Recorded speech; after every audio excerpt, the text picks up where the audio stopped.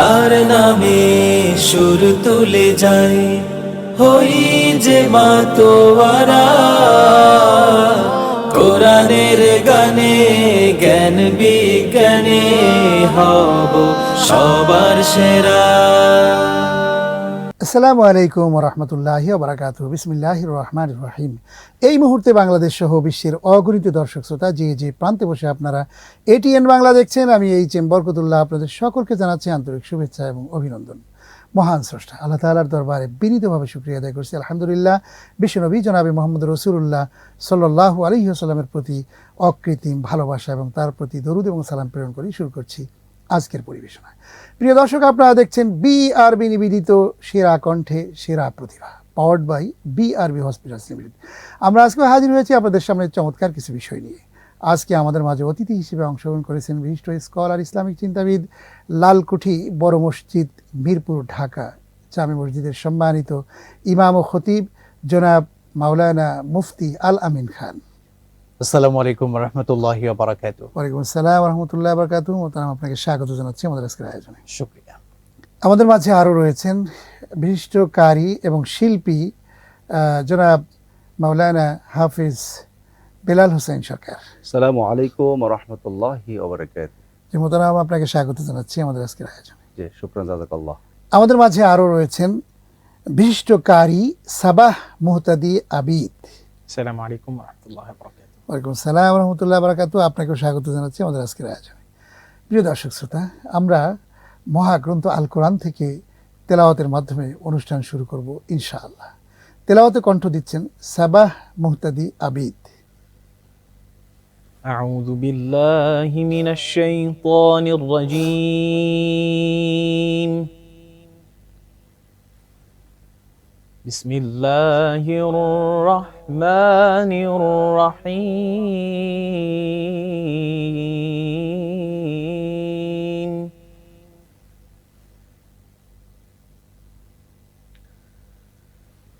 মা কানা মুহাম্মাদুন আবা আহাদিন মির রিজালিকুম ওয়ালাকির রাসূলুল্লাহ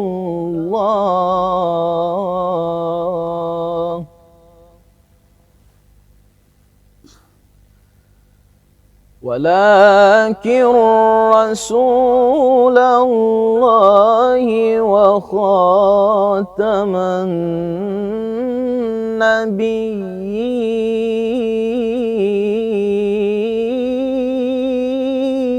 النبيين মাশাআল্লাহ। وكان الله بكل شيء عليما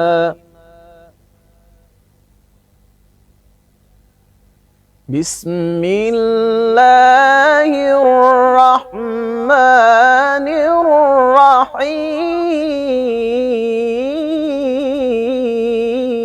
الرحيم ما كان محمد أبا أحد من رجالكم ولكن رسول الله وخاتم النبيين وكان الله بكل شيء عليما মাশাআল্লাহ মাশাআল্লাহ। মাশাআল্লাহ। হায়াকাল্লাহ। وكان الله بكل شيء عليما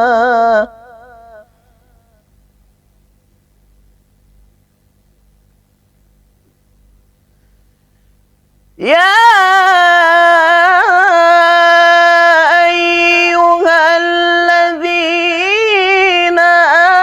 آمنوا اذكروا الله ذكرا كثيرا وسبحوه بكرة وأصيلا. মাশাআল্লাহ।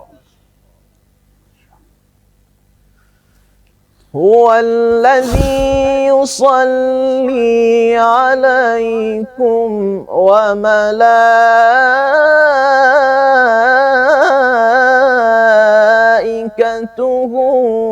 ليخرجكم من الظلمات إلى النور.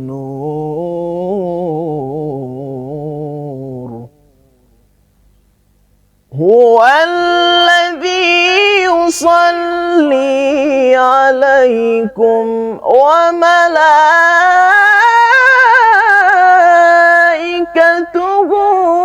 ليخرجكم من الظلمات إلى النور وكان بالمؤمنين رحيما.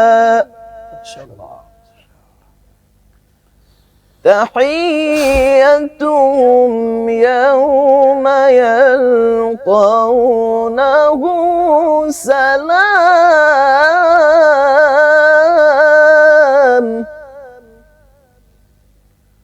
وأعد لهم أجرا كريما. صدق الله العلي العظيم.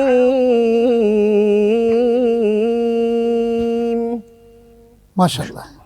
সাবাহ মুহতাদি আবিদ কারি সাহেব, আপনাকে অনেক ধন্যবাদ। প্রিয় দর্শক, সাবাহ মুহতাদির আবিদ শুধু একজন কারি না, উনি বাংলাদেশ সেনাবাহিনীর আজান কেরাত টিমের একজন প্রশিক্ষক। আপনাকে অনেক ধন্যবাদ জানাচ্ছি অত্যন্ত সুললিত কণ্ঠের যে তেলাওয়াত আপনি করেছেন সেরা কণ্ঠে সেরা প্রতিভার এই আয়োজন থেকে আপনাকে ধন্যবাদ। আমরা চলে যাচ্ছি মুফতি আলামিন খানের কাছে। যে মুফতি আলামিন খান, আসলে রমজান মাসের এই পরন্ত বিকালে আমরা যে বিআরবি নিবেদিত সেরা কণ্ঠে সেরা প্রতিভার এই আয়োজন করছি, আশা করি কোরআন দিয়েই কিন্তু আমরা আলোচনা শুরু করছি। কোরআনের মাস মাহে রমজান, আমরা রহমত মাগফিরাত নাজাতের মধ্যে কিন্তু ভরপুর হয়ে আছি। আমরা এর থেকে আমরা শিক্ষা গ্রহণ করব এবং কোরআনই কিন্তু আমাদের আসল বিষয়। এই জন্যই আমরা আমাদের এই আয়োজনের শুরুটাই কিন্তু কোরআন দিয়ে। তো আপনার কাছে কেমন লাগলো কোরআনের যে তেলাওয়াত আমাদের সাবাহ মুহতাদির করলেন? জাযাকাল্লাহু খায়রান। মহান রব্বি কারীমের দরবারে শুকরিয়া আদায় করছি যে এত সুন্দর একটি প্রোগ্রামে আমি উপস্থিত হতে পেরেছি এবং আপনাকে অসংখ্য মোবারকবাদ। চমৎকার একটি প্রোগ্রাম আপনি আয়োজন করেছেন। সত্যিকার অর্থে রমাদান মাস চলছে আমাদের ঈমানকে আরো মজবুত করার জন্য, ঈমানকে আরো বাড়ানোর জন্য। আল্লাহ সুবহানাহু ওয়া তাআলার সেই আয়াতে কারিমা আমাদের কানে বারবার বাজে। আল্লাহ তাআলা ইরশাদ করছেন, ওয়া ইযা তুলিয়াত আলাইহিম আয়াতুহু যাদাতুহুম ঈমানা। আবার বলছেন, ইন্নামাল মুমিনুনা আল্লাযীনা ইযা যুকিরাল্লাহু ওয়াজিলাত কুলুবুহুম। যখন কোন ঈমানদারের সামনে পবিত্র কালামে পাককে তেলাওয়াত করা হয়, ঈমানদারের অন্তর প্রকম্পিত হয়, কেঁপে ওঠে। আল্লাহ সুবহানাহু ওয়া তাআলার ভয়ে, আল্লাহ পাকের যে সুসংবাদগুলো শুনে মনটা আনন্দে আন্দোলিত হয়। আমরা আমাদের কারি সাহেবের তেলাওয়াত শুনে সত্যি তন্ময় হয়ে শুনছিলাম এবং আল্লাহ সুবহানাহু ওয়া তাআলার কালামের বাণী এমন একটি বাণী যেটি যতবার শুনি ততবার কিন্তু এটি মুগ্ধ লাগে। এটাতে ক্লান্তির কোনো ভাব নেই, আমাদের সমস্ত ক্লান্তিগুলো যেন দূর হয়ে যায় এবং ইফতারের পূর্বে সারাদিন রোজা রেখে আমরা যে ক্লান্ত অনুভব করছি, কিন্তু ক্লান্তি যেন এই কালামে পাক শুনে সবগুলো দূর হয়ে গেল। আলহামদুলিল্লাহ। কোরআন তো হচ্ছে এমন একটি কিতাব যেটি পাঠ করলে আমাদের হৃদয় আন্দোলিত হয় এবং মানুষ মোহমুগ্ধ হয়ে যায়। এবং কোরআন যার উপরে অবতীর্ণ হয়েছে তিনি যখন কোরআন তেলাওয়াত করতেন তখন মানে মানুষেরা তো মুগ্ধ হতোই, দলে দলে মানুষ পঙ্গপালের মতো ছুটে যেত কোরআন শোনার জন্য। দেখতে কি আজিম কিতাব তিনি নিয়ে এসেছেন। শুধু মানুষই নয়, জিনেরা পর্যন্ত চলে এসেছে। এবং জিনেরা যখন এসেছে, কুল উহিয়া ইলাইয়া আন্নাহু ইসতামাআ নাফারুম মিনাল জিন্নি ফাকালু ইন্না সামি'না কুরআনান আজাবা। এখনো মসজিদে জিন মক্কাতুল মুকাররমা শরীফ রয়েছে, আমরা সেখানে গেলে হাজিরা যান, সেখানে দেখেন যে রাসূল সাল্লাল্লাহু আলাইহি ওয়াসাল্লাম যেই জায়গাতে মানে কোরআন তেলাওয়াত করছিলেন সেখানে জিনদের দল চলে এসেছিল। এবং শুধু সেখানেই নয়, তায়েফে যখন গিয়েছিলেন সেখানেও জিনেদের দল চলে এসেছিল। মানুষ কোরআন অনেকটাই পাগলের মতো যখন গ্রহণ করতে আরম্ভ করেছিল ইসলাম, কোরআনের সংস্পর্শে এসেছিল, তখন মানুষ বিমোহিত হয়ে গিয়েছিল। এটা হচ্ছে কোরআনের সম্মোহনী শক্তি। সেই তেলাওয়াতটা শুনছিলাম। আমরা একটি বিরতি নিয়ে ইনশাআল্লাহ আরও আপনাদের তেলাওয়াতের পাশাপাশি আমরা শুনবো অন্যান্য বিষয়গুলো, ইনশাআল্লাহ। আলোচনা শুনবো ইনশাআল্লাহ। আমরা বিরতির পূর্বে অত্যন্ত চমৎকার কোরআন তেলাওয়াত শুনেছি এবং সেই সাথে কোরআনের কিছু তাৎপর্য আমরা উপলব্ধি করবার চেষ্টা করেছি। আমরা চলে যাচ্ছি আবারও সেই দিকে। আমরা এবারে একটি ইসলামী সঙ্গীত শুনব। আমাদের মাঝে রয়েছেন সঙ্গীত শিল্পী, আসলে সেই সাথে উনি একজন কারি। আজকে শুনবো ওনার কাছে একটি ইসলামী সঙ্গীত, কারি বেলাল হোসাইনের কণ্ঠে। প্রিয় দর্শক শ্রোতা, আমি আজকে ইসলামী সঙ্গীত গাবো, তবে সেটা হচ্ছে নাতে রাসূল সাল্লাল্লাহু আলাইহি ওয়াসাল্লাম। সাইয়্যিদুল মুরসালিন যিনি, খাতামুন নবীয়্যিন, খোদার প্রিয় হাবিব তিনি, রহমাতুল লিল আলামিন। খোদার প্রিয় হাবিব তিনি, রহমাতুল লিল আলামিন, রহমাতুল লিল আলামিন, রহমাতুল লিল আলামিন। মামিনার কোল জুড়ে ওই হাসলো যেন আল হেলাল, সেই হাসিতে মুগ্ধ হয়ে আহাদ আহাদ গায়ে বেলাল।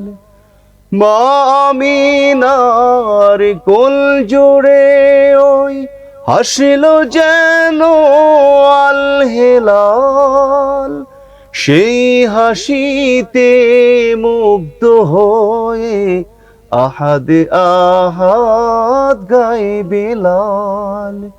ছুটে আসে আবু বকর, ছুটে আসে আবু বকর, ওমর আলী জিন্নুরাইন, ওমর আলী জিন্নুরাইন।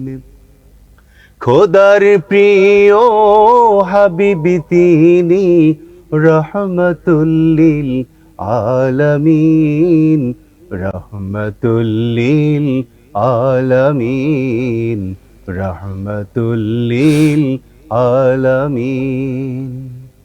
মরুর বুকে ছুটল নহর, গাইল ভোমর ফুলবনে, লতমানাতের দিন ফুরালো লা ইলাহার গুঞ্জনে।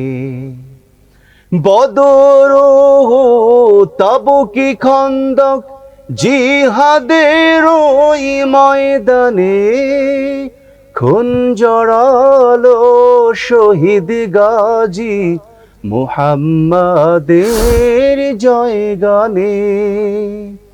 বদর তাবুকি খন্দক জিহাদের ওই ময়দানে, খুন জড়ালো শহীদ গাজী মুহাম্মাদের জয়গানে। খোঁজে পেল আলোর রাহা, আলোর রাহা, খোঁজে পেল দিশেহারা যত মুমিন, দিশেহারা যত মুমিন। খোদার প্রিয় হাবিব তিনি, রহমাতুল লিল আলামিন, রহমাতুল লিল আলামিন, রহমাতুল লিল আলামিন, রহমাতুল লিল আলামিন। মাশাআল্লাহ। বেলাল হোসেন, আপনাকে অনেক ধন্যবাদ অত্যন্ত চমৎকার নাতে রসুল পরিবেশনের জন্য। আমরা মুগ্ধ হয়ে শুনছিলাম যে রহমাতুল লিল আলামিন এটি আসলে আল্লাহ তাআলা ঘোষণা দিয়েছেন যে রহমত তিনি শুধু আমাদের মুসলমানদের জন্য রহমাতুল্লিল আলামিন নন, সারা বিশ্ববাসীর জন্য, গোটা শুধু মানব মানুষের জাতির জন্য, জন্য। গোটা বিশ্ব সৃষ্টির সৃষ্টির জন্য, রাইট। মহাবিশ্বের জন্য তিনি রহমাতুল্লিল আলামিন, রহমতের তিনি অঝোর ধারায় তার তিনি রহমত বর্ষিত তিনি করতে পারতেন। আল্লাহ রাব্বুল আলামিন আমাদেরকে কবুল করুক, যাতে করে আমিন, রসুলের সেই আদর্শে আমরা অনুপ্রাণিত হয়ে চলতে পারি, আমাদের জীবন ধন্য হয়।